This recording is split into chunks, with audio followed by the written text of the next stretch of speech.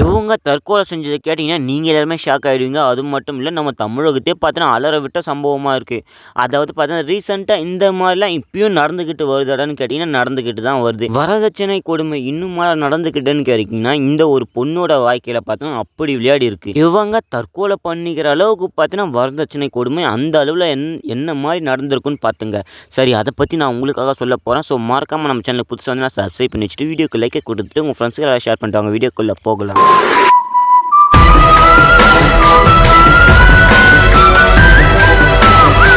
இவங்களுடைய பேர் தான் ரிதன்யா. இவங்க அப்படி என்ன பண்ணிட்டாங்கன்னா, மேரேஜ் பண்ணது தான் ஒரு தப்பு. இவங்க எந்த ஊர்னா கன்னியாகுமரியில திருப்பூர் மாவட்டத்தில பார்த்தீங்கன்னா, ஸோ இந்த ஒரு சம்பவம் பார்த்தீங்கன்னா நடந்திருக்கு. ரிதன்யா இறக்கறதுக்கு முன்னாடியே பார்த்தீங்கன்னா, இதே மாரி ஒரு சம்பவம் அங்கேயே நடந்திருக்கு. அதாவது பார்த்தீங்கன்னா, கன்னியாகுமரி மாவட்டத்தில தீனக்கோடு இந்த ஒரு பகுதியில பார்த்தீங்கன்னா, ஜெபலா மேரி இந்த ஒரு பொண்ணு பார்த்தீங்கன்னா, வரதட்சணை கொடுமையால பார்த்தீங்கன்னா இறந்துட்டு இருப்பாங்க.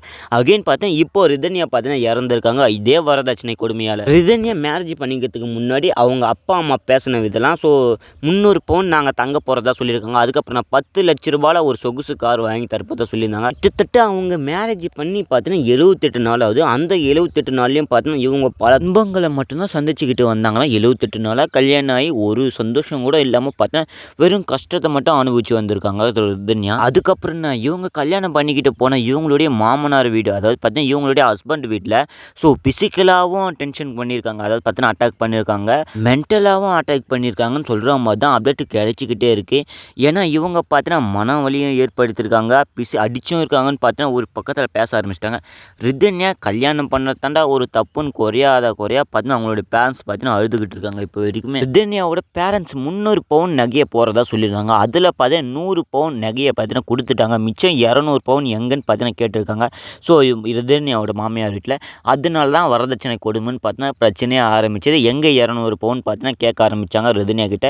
அதுக்கப்புறம் நான் சண்டை முட்டிக்கிட்டு ஸோ 2 பேரும் பார்த்தீங்கன்னா மென்டல் ப்ரெஷரில் பார்த்தீங்கன்னா சண்டை போட்டு இருந்திருக்காங்க. ரிதன்யா இவங்க இறக்கிறதுக்கு முன்னாடியே பார்த்தீங்கன்னா என் சாவுக்கு யார் காரணம் முதற்கொண்டு எல்லாத்தையும் பார்த்தீங்கன்னா ஒரு ப்ரூஃபாக எடுத்து அவங்களுடைய அப்பா கிட்ட பார்த்தீங்கன்னா அனுப்பிச்சி வச்சு தான் இறந்துருக்காங்க.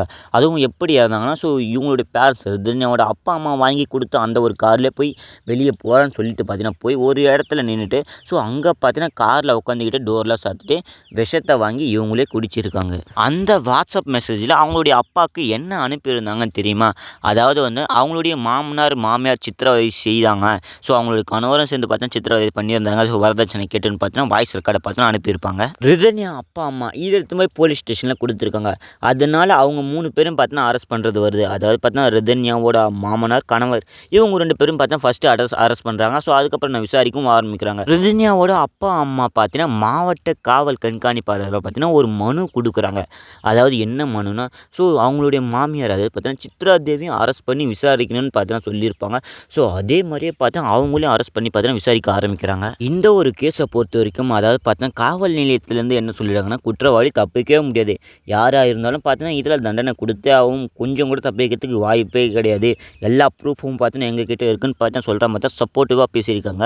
ஸோ போலீஸ் அவங்களும் 3 பேரையும் பார்த்தீங்கன்னா விசாரிச்சுக்கிட்டு வரதாகவும் பார்த்தீங்கன்னா சொல்லியிருக்காங்க. அதாவது பார்த்தீங்கன்னா போலீஸ் எல்லாருக்கிட்டையும் பார்த்தீங்கன்னா ரொம்ப ஸ்ட்ரிக்டாக தான் விசாரிச்சுக்கிட்டு வராங்கன்னு சொல்கிறாங்க. ஃபஸ்ட்டு இந்த ஒரு கேஸை பார்த்தீங்கன்னா சந்தேக பிரிவில் தான் எடுத்துக்கிட்டு இருப்பாங்க. அதுக்கப்புறம் என்ன ரிதன்யாவோட வாய்ஸ் அதாவது பார்த்தீங்கன்னா ஆடியோ அவங்களுடைய அப்பாவுக்கு அனுப்பிச்ச கொஞ்ச நேரத்தில் பார்த்தீங்கன்னா இது பார்த்தீங்கன்னா முழுமையான வழக்காக பார்த்தீங்கன்னா எடுக்க ஆரம்பிச்சிட்டாங்க. ஏன்னா இப்போ பார்த்தீங்கன்னா ப்ரூஃபே இருக்குது, என்ன இந்த மாதிரி தான் சித்திரவதை பண்ணியிருக்காங்க எங்களுடைய மாமனார் வீட்டில் அப்படின்னு ஒரு ப்ரூஃபே வச்சுக்கிட்டு இருக்காங்க. ஸோ இதை பற்றி நீங்கள் என்ன நினைக்கிறீங்கன்னு மறக்காமல் கமெண்ட்டில் சொல்லுங்கள்.